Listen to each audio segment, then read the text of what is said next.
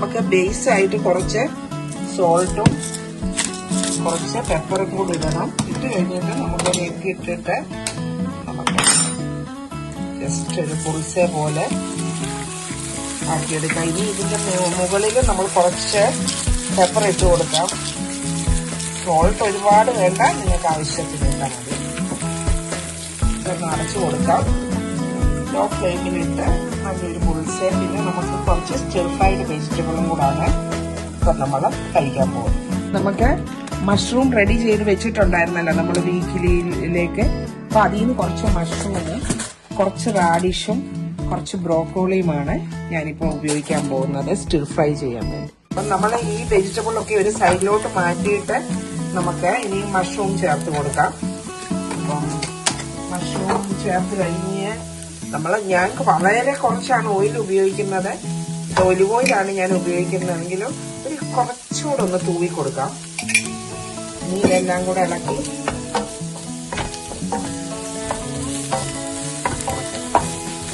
ജോലിക്ക് പോകുന്നതിന്റെ മുമ്പേ മോർണിംഗിന് വേണ്ടിയാണ് സ്റ്റിർ ഫ്രൈ വെജിറ്റബിൾ ഉണ്ടാക്കുന്നതെങ്കിൽ ടൈം ഇല്ലെങ്കിൽ വേണമെങ്കിൽ ഒന്ന് അടച്ചു വെക്കാം.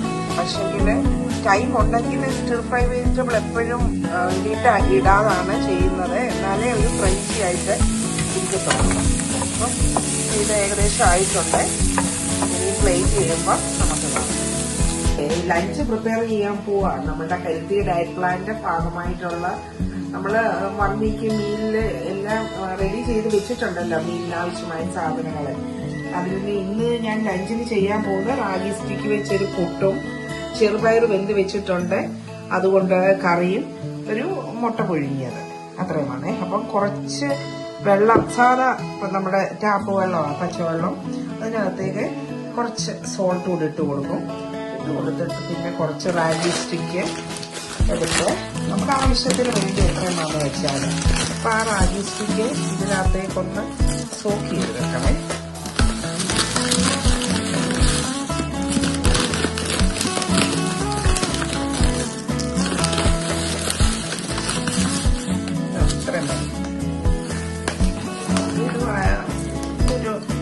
ഒരു മിനിറ്റ് മാക്സിമം. എന്നിട്ട് പിന്നെ ഇത് പിഴിഞ്ഞ് നമുക്ക് വെള്ളത്തിൽ നിന്നെടുത്ത് മാറ്റി വെക്കാം. 1 മിനിറ്റായി, അത് ധാരാളമാണ്. ഇനി ഇതിൽ നിന്ന് നമ്മൾ ഇച്ചിരി വെള്ളമയത്തോടു കൂടി തന്നെ ഇങ്ങനെ എടുത്ത് മറ്റൊരു പാത്രത്തിലേക്ക് നമുക്ക് എടുത്തിടാം.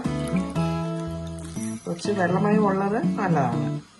ഇനി നമുക്ക് തേങ്ങ വെച്ച് വെക്കണേൽ അങ്ങനെ ഉണ്ടാക്കാം, തേങ്ങ ഇല്ലാതെയും ചെയ്യാം.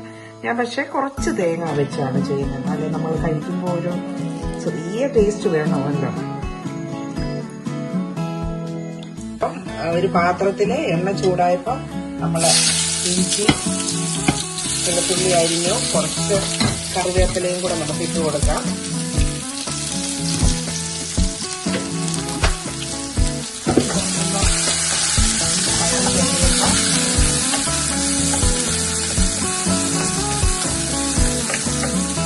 വളരെ വേഗത്തിലുള്ള ഒരു പയറുകറിയാണ്.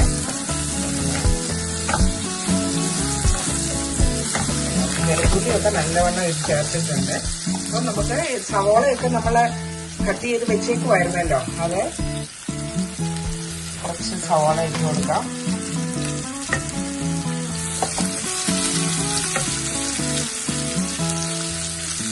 നമുക്ക് കുറച്ച് ഉപ്പ് ചേർത്ത് കൊടുക്കാം.